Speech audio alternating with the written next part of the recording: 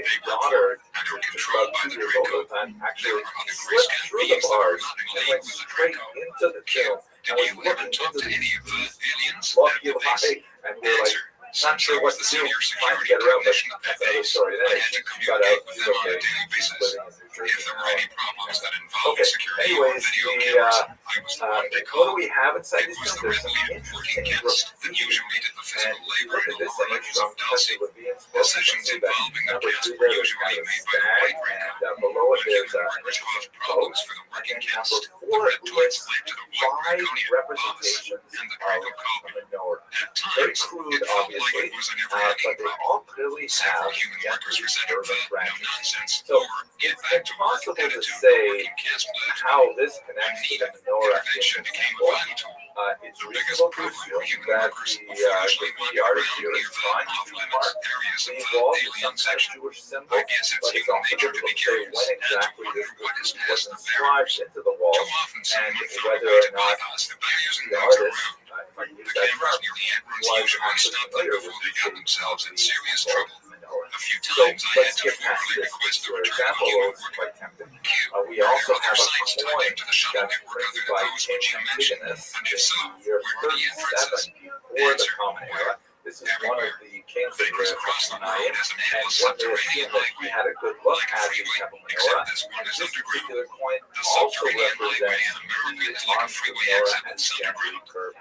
highway finally, depends on there are electric two other motors examples. for Like trucks, one, cars, and buses for the this paved is roads, a wall and it is for decoration, limited kind of travel. a There is stucco another style etching of that transit was for found freight and in for a passengers that is for rapid travel. upper city in the The northern worldwide part of network the is called city, the and subglobal system. it It clearly has also checkpoints portrays at each country gender entry. curving on it. There are shuttle So, tubes to that wrap shoot this the all up, trains at incredible we speeds don't using a know regular for certain. vacuum method. They travel at a Maimonides offers speed that one excels the particular speed of vision sound. of Part Hanukkah of your menorahs, question involves which the location of has been entrances followed to by that the Chabad base. tradition in The easiest particular. way to answer is to Others say every suggest state in the they USA beyond has them. to round it, Frequently, and the there is some entrances are archaeological camouflaged with evidence to sand suggest quarries that or may be mining more operations. accurate. Other I hope complex you portals found are this found short on video military bases. entertaining and New Mexico and maybe a little Arizona bit have the largest inspirational as amounts you of light your entrances, followed Hanukkah by menorah California, this year. I want to Montana, mention that I'm Idaho, hoping to produce Colorado, a series of Pennsylvania, videos on Kansas, Jewish art Arkansas, and and Missouri. artists over the Of course all of the the next few states, months. Florida and In North connection Dakota with my have the least preparation amount of for entrances. my cruise Wyoming has a road that opens directly into the subterranean freeway. Of course, That road is no longer in use, lots but of could be reactivated if they decide to do so. Please with visit the minimal cost. website to It's learn more located about near Brooks Lake. the cruise. Q There are several are the others. remaining They're bases in the absolutely state of fantastic. Utah. This Note, particular cruise Thomas is going to mentioned be several especially areas interesting surrounding because I'll be Utah, co-teaching with Colorado, Rabbi New Edward Mexico, Wright, Arizona, who is Nevada, a and medical Idaho, doctor where there who are is also connections. an expert Guam, in Utah, which according medical to some history, sources medical lies ethics, and directly many other over one areas. of the This largest particular natural cruise cavern is going systems to be in North CME America, accredited one that for is said to those reach who deep beneath the western those Rockies as credits well as for your beneath the professional Barnabas life. Basin. And Brandon, I think have you it's heard anything about an absolutely alleged underground okay, I hope you installation enjoyed this within the video. Wasatch I wish you Mountains? a blessed Answer: Hanukkah. Salt Lake, Thanks very Lake much. Powell area, Dark Canyon, Dogway Grounds, Modena, Britain. All have exits there. Others too. Note, there have been many rumors of ancient tunnel systems being intersected during excavations of sub-basement levels below major industrial and mall areas in downtown Salt Lake City. Various stories surrounding these tunnels include explorers who have entered the tunnels and never returned. Reports of lizard people down in the labyrinths. Reports of grays working with humans on electronic equipment and massive building projects going on in huge caverns beneath the mountains to the east. Reports of humans who are part of an Asian-based Agari kingdom who maintain colonies within the tunnels and caverns below and who are in conflict with the Rabbi, Greys, and a group collaborating human fascists from a network of massive underground facilities beneath the Neuschwabenland region of Antarctica. Reports of men in suits having been seen pacing back and forth through large underground chambers carrying Uzi machine guns. Reports of seemingly bottomless shafts. Large tunnels strung with locks that aren't big enough to drive a semi-truck through. Sections of tunnel walls that look solid yet which one could put their hands through. Rooms which emanate a strange greenish phosphorescent glow. Abductees who were taken below and encounter all types of aliens. Discs that have been seen emerging from the mountains to the east and attacking incoming UFOs over the valley. Dungeons and Dragons fanatics who have been down in the tunnels and tell wild stories of hundreds of miles of maze-like passages. Reports of connections to the tunnel systems via the sewer drainage network, especially underneath the downtown Rothschild'S area. Reports of alien activity similar to that which has been described in connection to Dulce, New Mexico. And reports of a huge cable network that reaches beyond the border of the state in all directions. A huge network that connects the underground systems of Nevada with those of New Mexico. There is a famous story, which is not openly talked about. There are two versions. Both may be true. In one version, a Mormon temple worker penetrated an underground tunnel below the square in downtown Salt Lake City and traveled for some distance through a series of underground catacombs until running into a lizard-like mob. The creature attempted to attack him, but the man escaped and managed to find his way back to the surface. He began telling other people what had happened, and soon afterwards the government arrived in the area and went in and closed off many of the tunnels leading to the sub-basements of the temple. Presumably there were some heated debates over how much of the underground system this denomination was allowed to control. A similar dispute apparently occurred to the southwest where the LDS Church maintained a large storage facility under Granite Mountain in Little Cottonwood, Canada, within the upper levels of a vast network of caverns. Fascist CIA elements and the Great Amen and took control of the larger caverns deeper within the mountain in order for the vault workers to stay out of the forbidden areas, and stated that the U.S. government was now using them for national security purposes and that it was their patriotic duty to maintain the secret. The other version concerned a custodian who entered a tunnel near the cinemas area below the crossroads wall across the street and to the south from the temple square while excavation was being carried out into that part of the mall.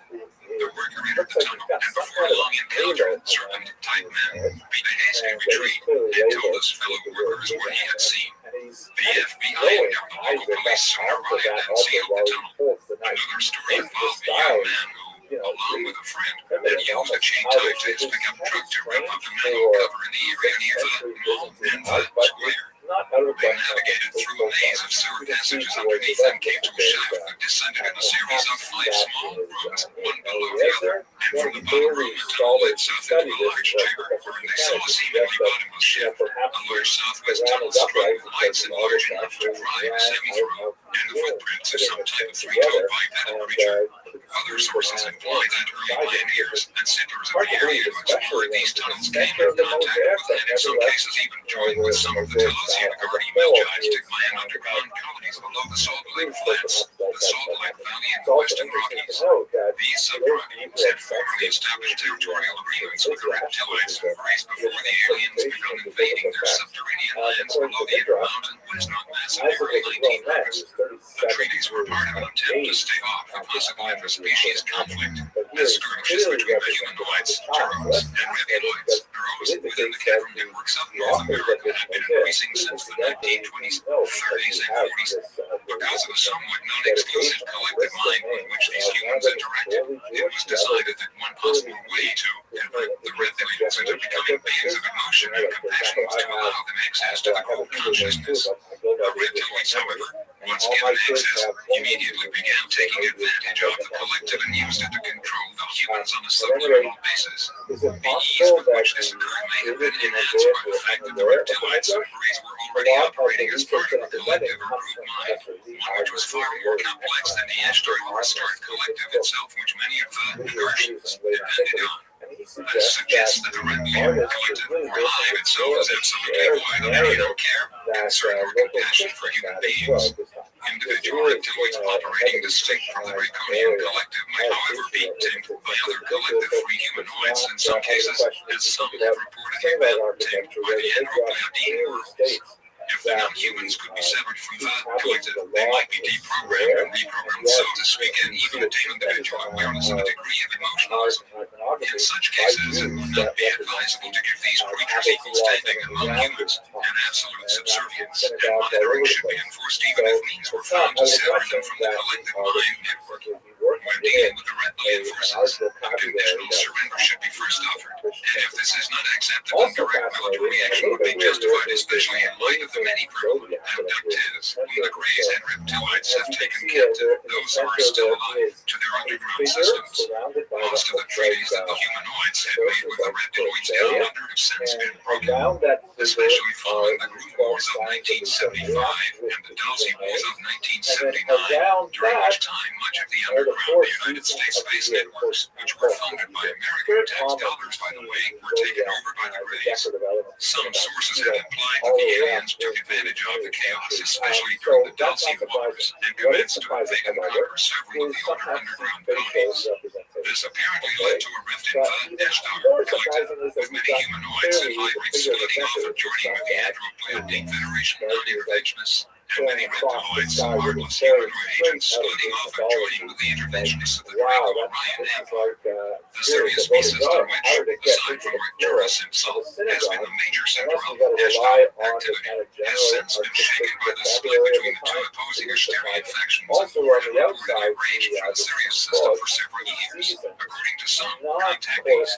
An apparent reflection of the division within the underground networks of North America between the Pleiadian-backed Syrian humanoids and Orion-backed Syrian reptiloids, which both had maintained operations within the underground levels before the Dalsy Wars broke out. The Dalsy Wars were just the mere tip of the proverbial iceberg when we consider that the overall events, which happened at Dalsy, had a chain reaction effect throughout this whole sector of the galaxy. Before the division occurred, the reptiloids were invited to take part in peace talks at Telos and elsewhere as an act of good faith. But the reptiloid Grey collectivists were more interested in expanding their empire and feeding their insatiable appetite for conquest than they were in making peace, although they agreed to peace treaties that they never intended to keep for Trojan horse manipulation purposes.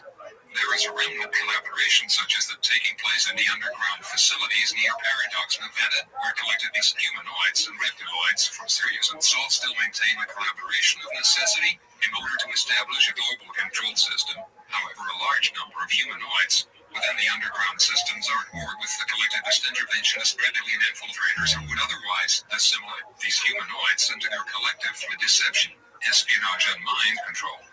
Now several contactees like Alex Collier, Ray Keller, Stan Johnson, and others are claiming that the conflicts in Sirius between the Andropleiodim-Baktashtar forces and the Draco-Orion-Baktashtar forces, which were infiltrated and commandeered by Draco-Orion agents, Hello will everyone, spread to the continuing solar with system, our as series both on stellar Jewish superpowers have habits, focused and I'd on like this to most look at it strategic system, specifically. intent on protecting their respective interests, here from being subverted by the other side. Brenton, Q, does the Mount Archuleta shuttle system connect with a shuttle system which allegedly radiates from Mount Shasta in Northern California? Yes. Mount Shasta is a major site of alien, elder race, reptilian race, human meetings. Beginning Cleveland, Grover, every president in the United States history have visited Telos City. Truman was supposed to have visited the lower realms as a high archon on Earth. He was supposed to have met the king of the world there and gave him the keys to the USA. Note, whether or not the reigning king of the Agadi realms at the time never under other motives, subjecting America to an outside superpower without congressional consent would be considered high treason. Although unelected/appointed individuals working within the executive military-industrial branch of government might choose to do so of their own volition without congressional or senatorial consent, such an act cannot apply to America, which is based on the Declaration of Independence of the United States Constitution and the Bill of Rights.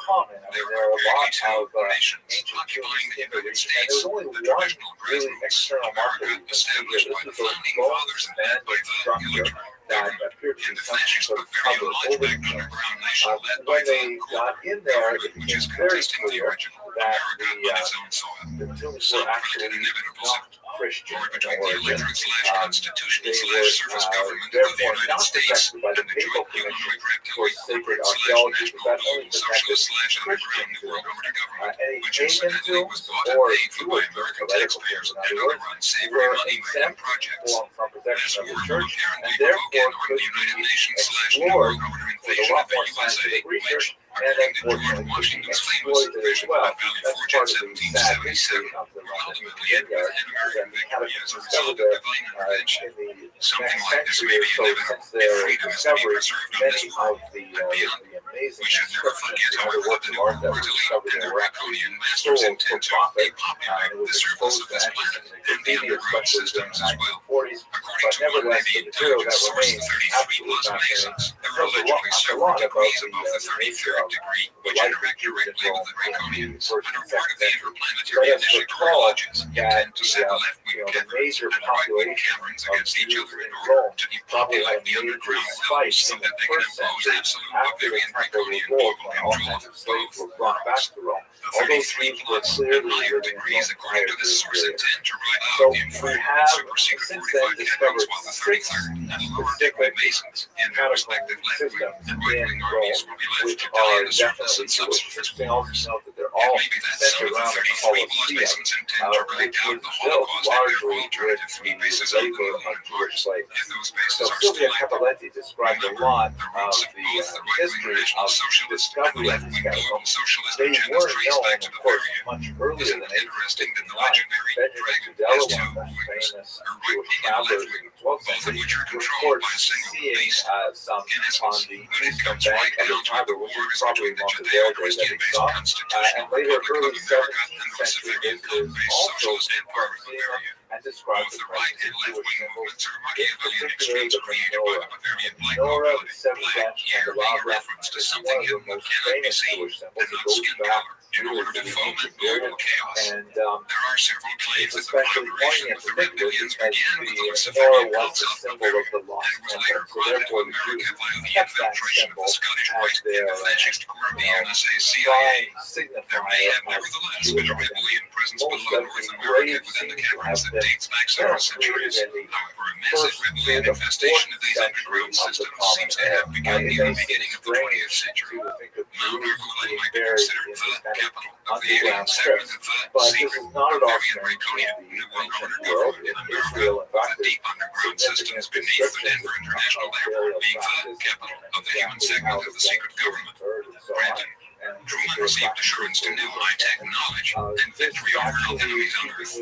He then was introduced to Samaza and Coach, aliens from Boots and Teflon, Draco, both red kings or ambassadors. Truman updated the Single Code 100 treaty that began in 1933. Roosevelt had requested magnetic advance, space knowledge and experiments. Coach agreed. Samaza partially agreed. He exchanged hostages for genetic experiments and magnetic advance, but vetoed space and beam weaponry.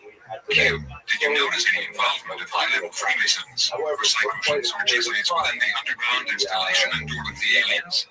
Note, this question is based on the assumption made by some researchers that many of the Masonic lodges were, beginning about 1776, infiltrated by the Bavarian Illuminati. Much of the Masonic world is ultimately controlled by the Bavarian Lodge back 33 plus degrees of Scottish Rite Masonry, that rite which according to early Masonic authority Rabbi can be traced back to the Jesuit College of Claremont in Paris, a rite which advocates the destruction of national sovereignties in exchange for world government, the destruction of religious and especially Judeo-Christian movements, and the destruction of the family structure to be replaced by state control of children, etc., as opposed to the more traditional Protestant Christianized York rite of Masonry, which the Scottish Rite has attempted to subvert since its inception into Masonry. This question was also based on claims from a former 33rd degree Mason, James Shaw, at the Scottish Rite headquarters in the House of the Temple, which lies at the northern apex of the pentagram-like street layout in Washington, D.C., is filled with all kinds of indications of serpent worship in the form of murals, carvings, statues, etc., depicting serpentine figures. Actually, from what my sources tell me, not only are there degrees beyond the 33rd degree, but the 33rd degree itself is made up of two quarters, an inner and outer core, the 33rd degree and the 33 plus degree. In the past, when the 33rd degree initiation was reached, the potential initiate might have been given a Bible or a cross and asked to spit on it or desecrate it in some manner. If they refused to do this, they were told that they had made the right decision and remained in the outer core of the 33rd degree, thinking that they had finally arrived. If they did or to commit this form of blasphemy, then they are told that they have made the right decision, and they are sent on to the inner core of the 33 plus degree, which is the springboard to the higher levels, which interact with the joint humanoid reptilian Asterian lodges or branches of the serpent cult on other planets, within underground cities, and possibly even other dimensions.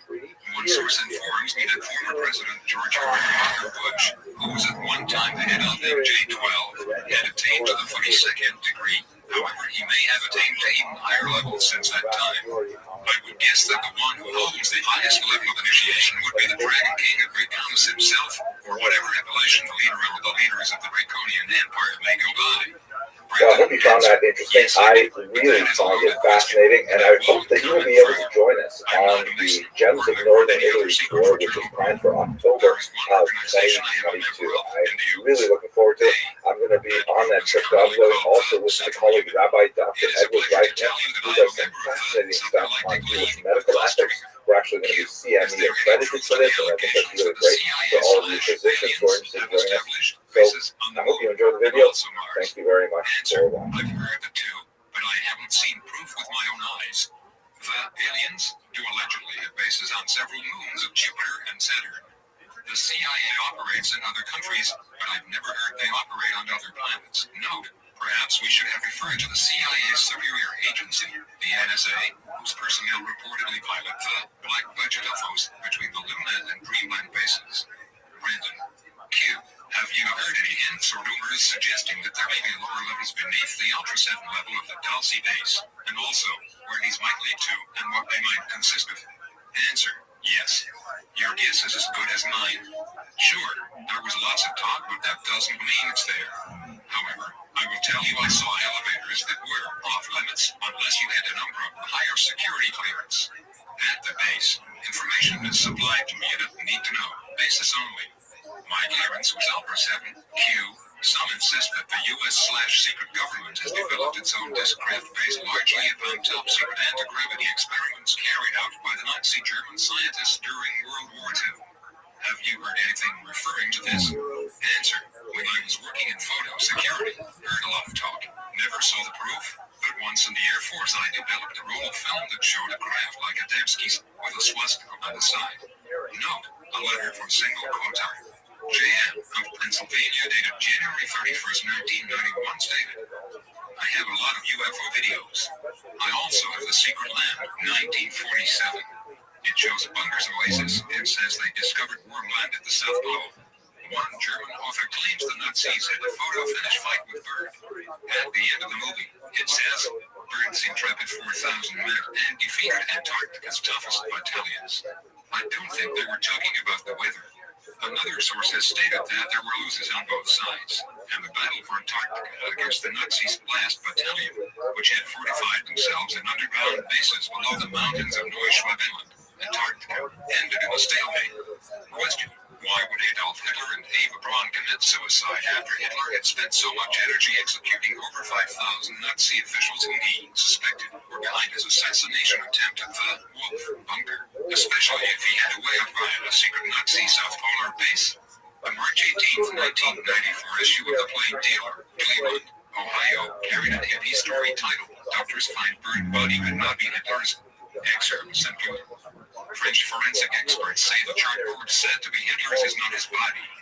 Experts falsified verification reports ordered by Joseph Stalin to appease the Soviet dictator. The body is actually that of an unknown German male. The forensic experts spent more than 2 years analyzing the autopsy reports prepared by Soviet coroners in the days following the surrender of the Third Reich in 1945. The body, said to be Hitler's, had an extra tooth and only one testicle. No German doctor who had examined Hitler before his death ever mentioned either anomaly. This is also interesting when we consider that the well-known abductee, Barney Hill, remembered the following experience under regressive hypnosis as recorded in the Paranormal Encyclopedia, Mysteries of Mind, Space and Time. Barney and his wife Betty were abducted by gray-skinned humanoids from Zeta Reticuli. However, one of the beings on the craft was described by Barney Hill under regressive hypnosis in the following words, which are taken from P.1379 of the encyclopedia. Another figure has an evil face. He looks like a German Nazi. He's a Nazi. His eyes. I've never seen eyes like that before. Remember that this occurred nearly 15 years after Europe has supposedly been denazified. There seems to be an Antarctic connection with the Dulce scenario as well as other possible Nazi connections. German tourists scouring New Mexico, exploring mines and caves, and buying upland and mineral rights just before the outbreak of World War II.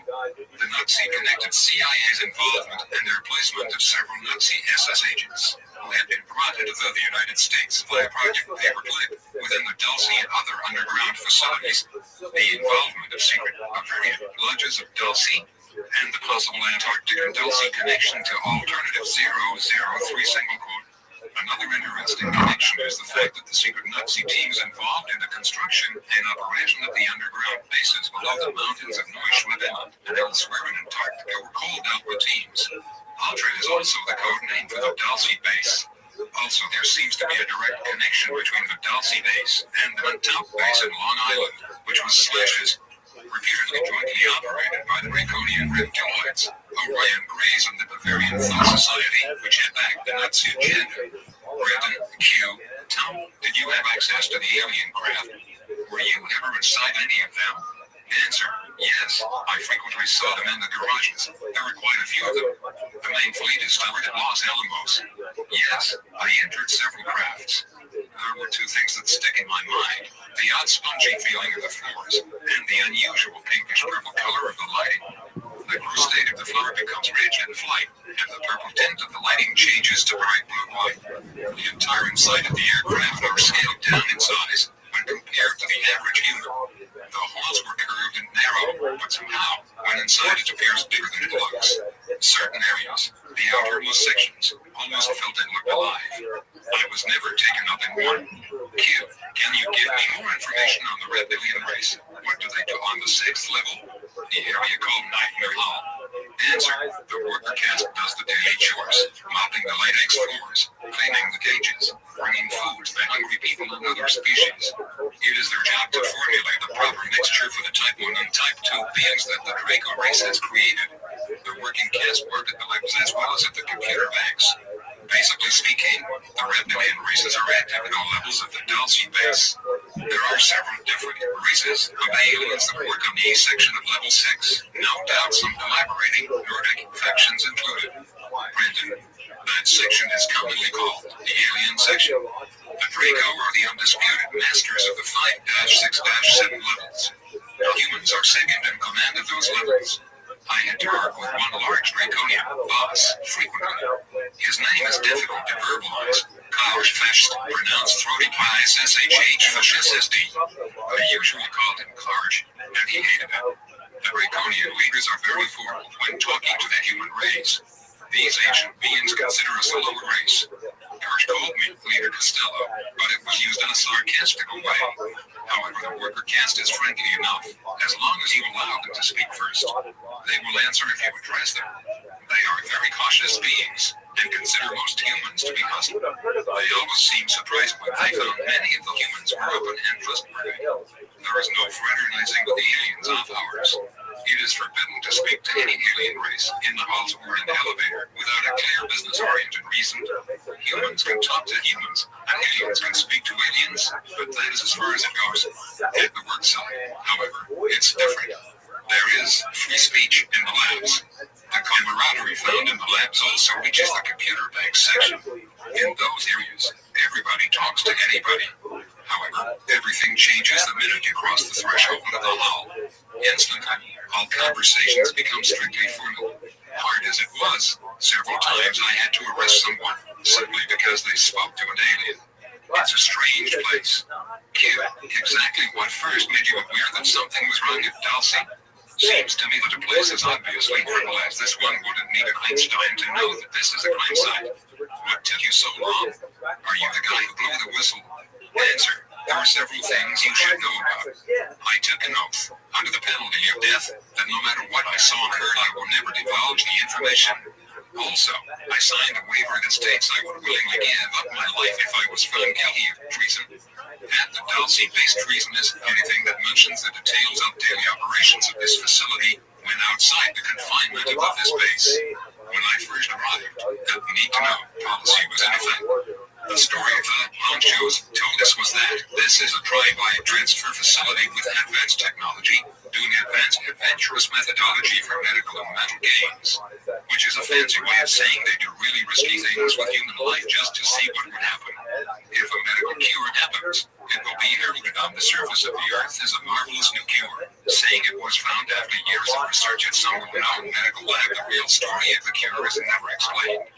After all, the Dulcie base is a secret facility. These people are very good at what they do. They do not tell the truth about the unfortunate people that end up in Nightmare Hall. I work with aliens. With that in mind, you should get the idea of the secrecy and the security in that place. Yes, I know this was not the usual hospital-type job site, but in the beginning I bought the whole package. I was reminded daily by intercom, in the elevators, that this site does high-risk advanced medical and drug testing to cure insanity. Please never speak to the inmates. It can destroy years of work. I'm sensible. When doctors say don't speak to them, who was I to destroy the delicate situation? But one man somehow caught my eye. He repeatedly stated that he was George S. and that he had been kidnapped and he was sure someone was searching for him. I don't know why he sticks in my mind. I found I was remembering his face, thinking he sure didn't look or sound insane, but many inmates said that.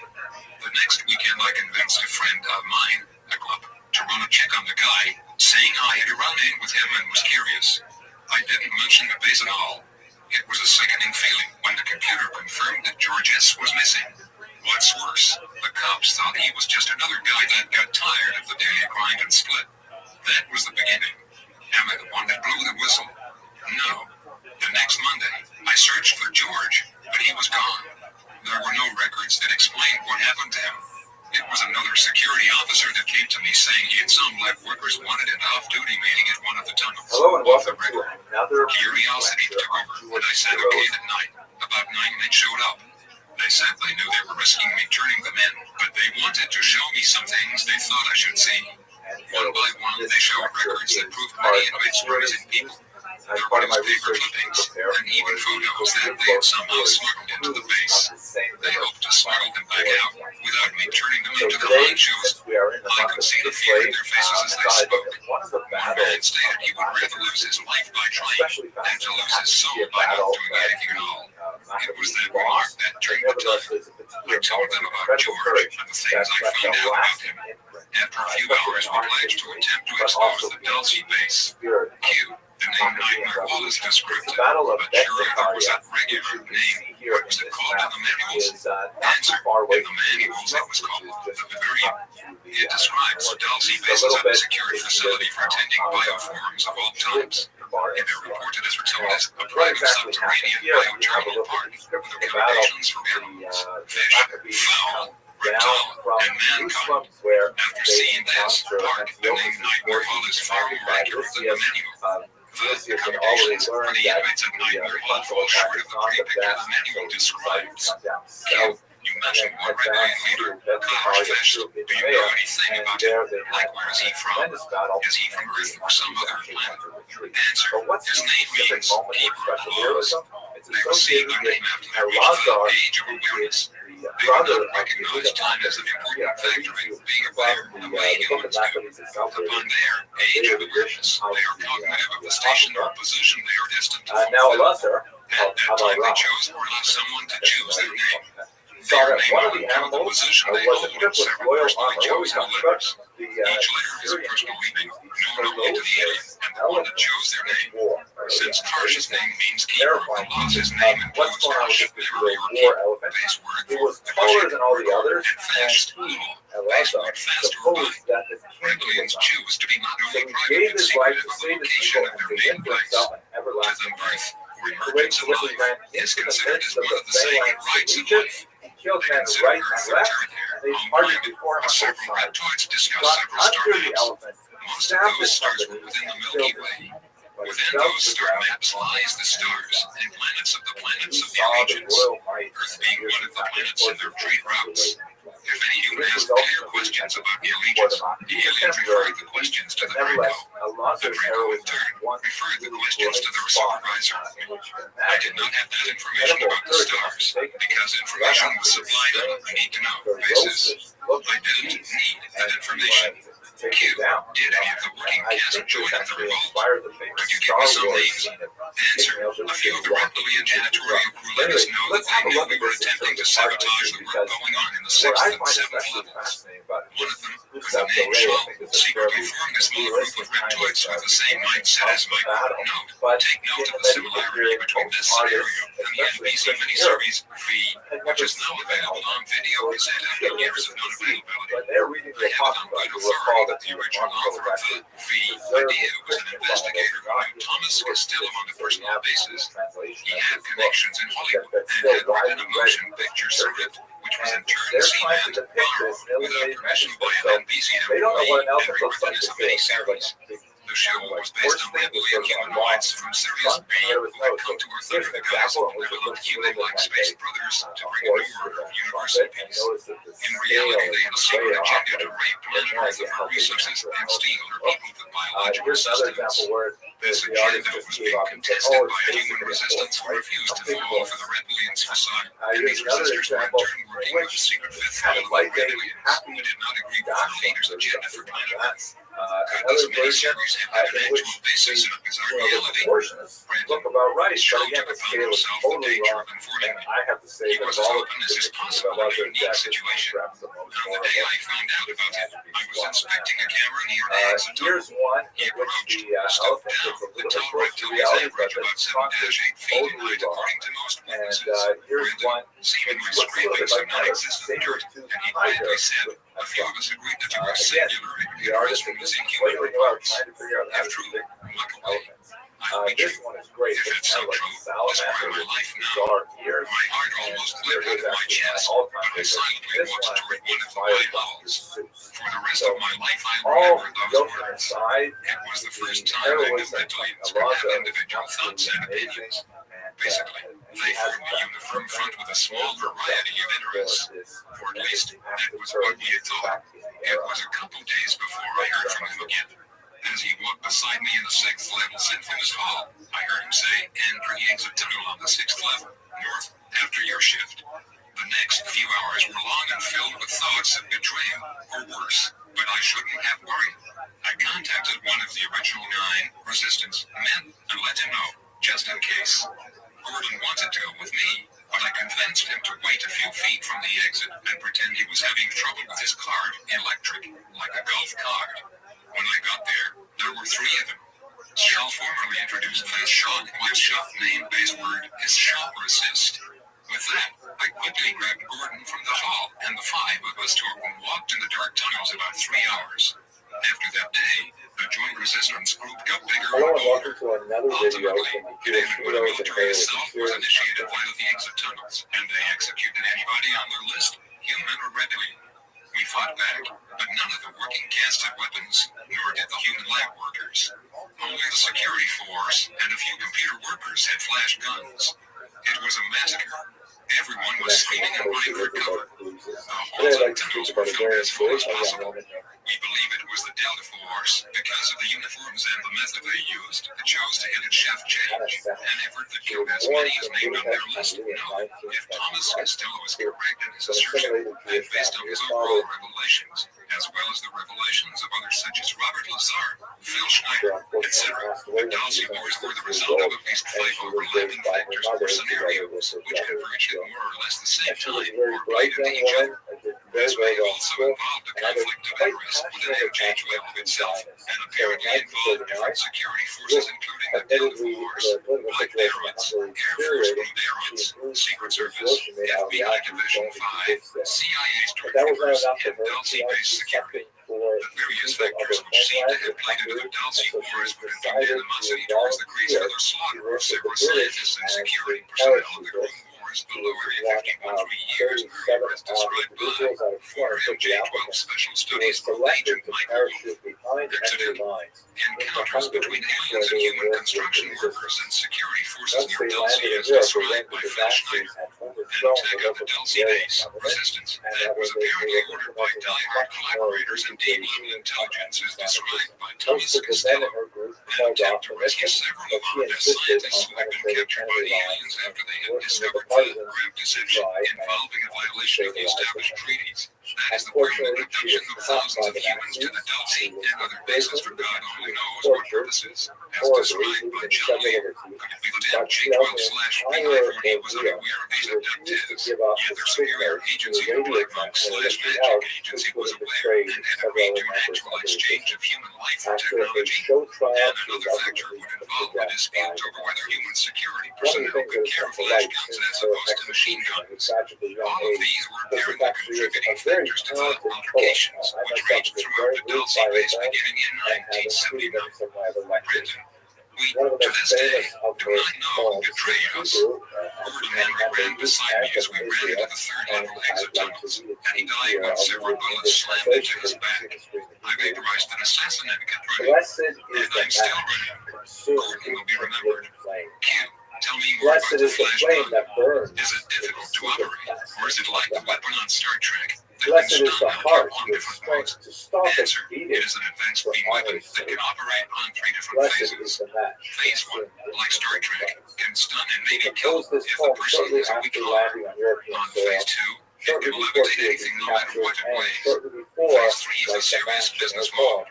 It can be used to paralyze anything that lives, human, alien, and plant. On the higher position on the same mode, it can create a temporary death. I assure you, any doctor would certify that person is dead, but their life essence lingers in some strange limbo, some kind of terrible state of death.